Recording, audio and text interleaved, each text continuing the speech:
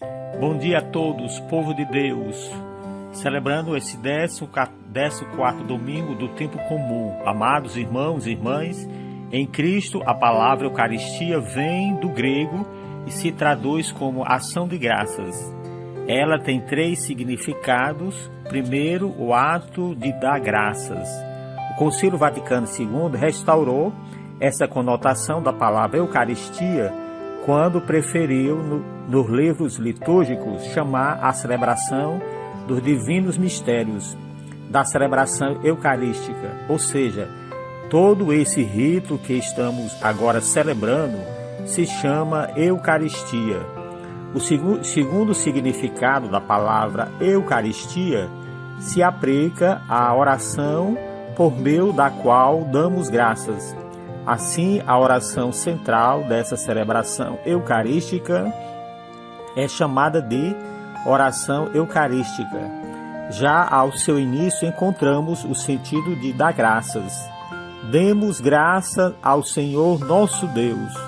Os antigos não tinham uma palavra semelhante ao nosso obrigado.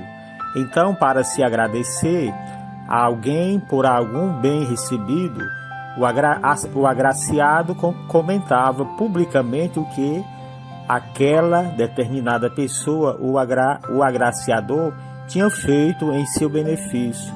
Assim, os prefácios das orações eucarísticas, fazendo memória dos benefícios que Deus nos fez, lhe rende graças.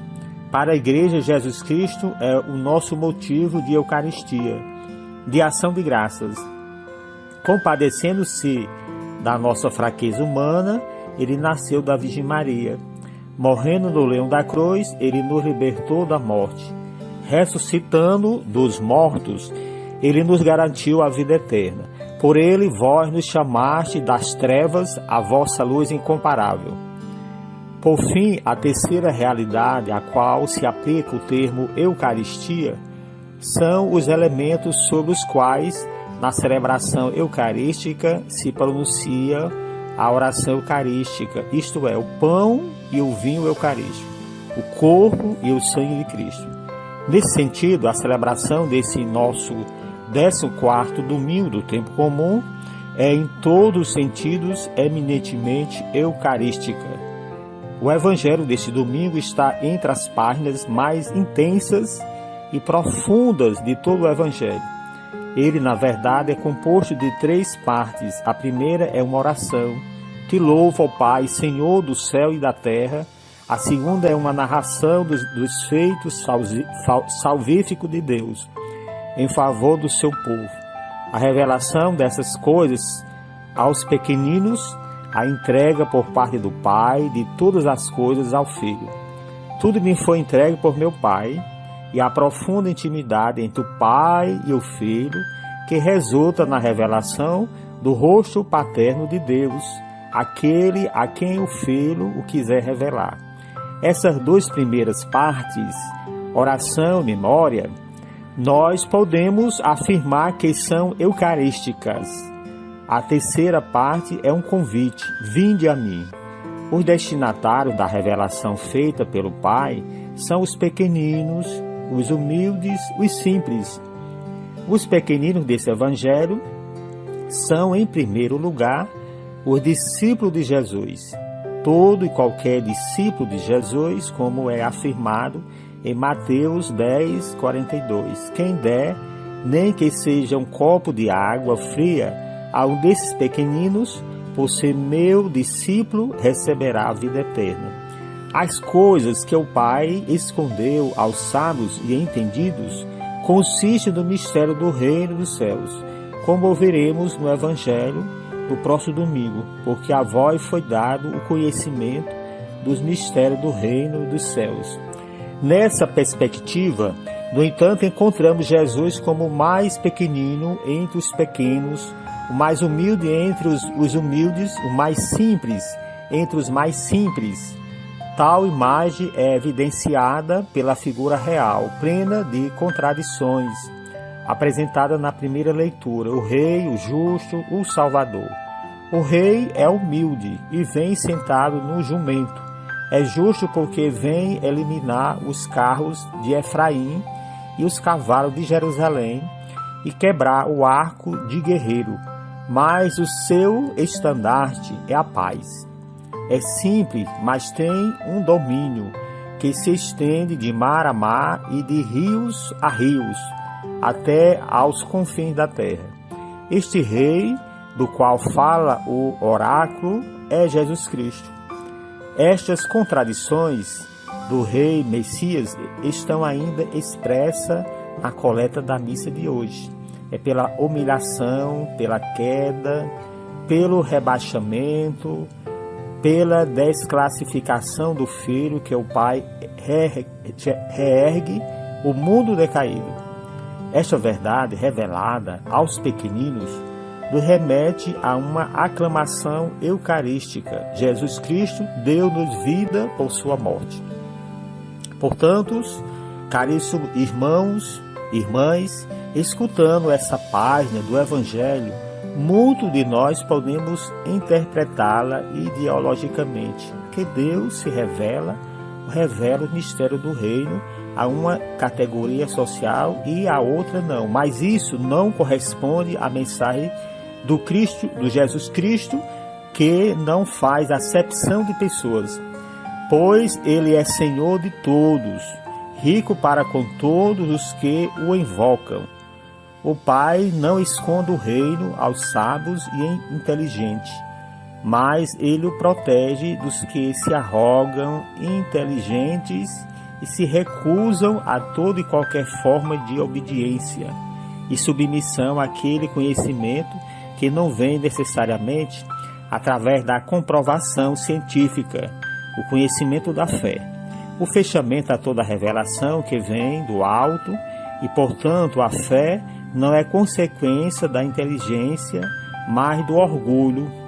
A falsa ideia do homem de pensar saber tudo de todas as coisas anula e bloqueia o conhecimento de Deus. Eis porque a Bíblia afirma que Deus resiste aos soberbos, mas dá a graça aos humildes. É verdade que muitas vezes os humildes são identificados com os pobres, o que não quer dizer necessariamente que os desprovidos do bem material sejam humildes.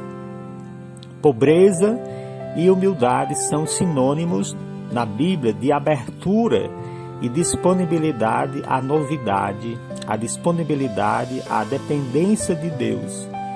E este se opõe por natureza à riqueza, grandeza, como sinônimo de autossuficiência, que é uma espécie de orgulho, que consiste na recusa de toda dependência, na reivindicação de uma autonomia absoluta com relação ao próximo e a Deus. O convite de Jesus hoje é feito a todos nós, mas especialmente àqueles que entre nós estão cansados e afatigados sob o jugo de superfluidade que nasce da busca desenfreada por essa pobre riqueza. Venha a mim todos vós que estáis cansados e fatigados sob o peso dos vossos fardos. O teólogo do quinto século, Siloceno, 440-53, diz que a busca da riqueza humana é um caminho que não tem fim na vida. Quanto mais se avança, mais ele se alonga diante de nossos passos. Sua morte marcará o seu fim. E prossegue o sapiente e atual teólogo. O mundo pesa sobre nós com todas as suas ocupações e os que carregam seus fardos não têm consciência disso, porque o amam, vão de encontro a ele como cegos sem discernir, carregam pesados fardos e o acham leves, cansam-se na busca de prejuízos sem o saber coisas. Eu não vos farei ricos, diz o Senhor, não como esses ricos que precisam de muitas coisas, pelo contrário, vos farei ricos verdadeiros, que de nada precisa, pois o verdadeiro rico não é o que tem muito, mas aquele a quem Nada falta, pois existe uma riqueza que empobrece e existe uma pobreza que enriquece, assim como existe um saber que obscurece o entendimento e uma não saber que é sapientíssimo. O texto de hoje se conclui com outro trocadilho da parte do Salvador. Ele fala de jugo suave e fardo leve. O seu jugo e o seu fardo são suaves, não porque são menos exigentes, pessimismos licenciosos, mas porque eles fazem do homem um ser verdadeiramente livre e ao mesmo tempo somente os livres os pode tomar sobre si.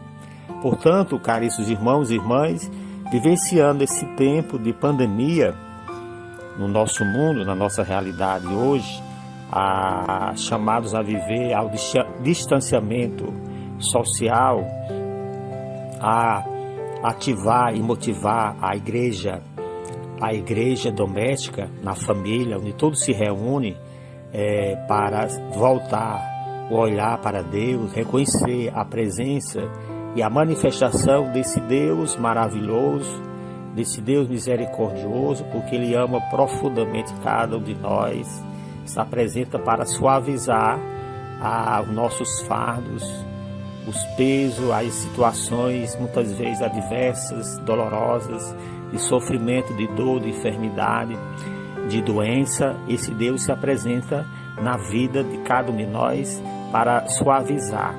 E precisamos reconhecer a presença e contar com a presença desse Deus que ama e que está sempre acompanhando passo a passo a vida de cada um de nós. Portanto, intensificamos a nossa fé, a nossa oração, a nossa motivação e a nossa esperança de superar e vencer todos os desafios, todas as dificuldades em que passa as nossas famílias, a nossa sociedade, o povo de Deus, todo aquele que se volta para celebrar e conviver e participar desse grande dia, o domingo, que é o domingo do Senhor, o domingo de reconhecer a manifestação, todo o poder desse Deus que ama e que quer nos abençoar, trazer a sua bênção, a sua graça e a proteção de todos nós. Louvado seja nosso Senhor Jesus Cristo.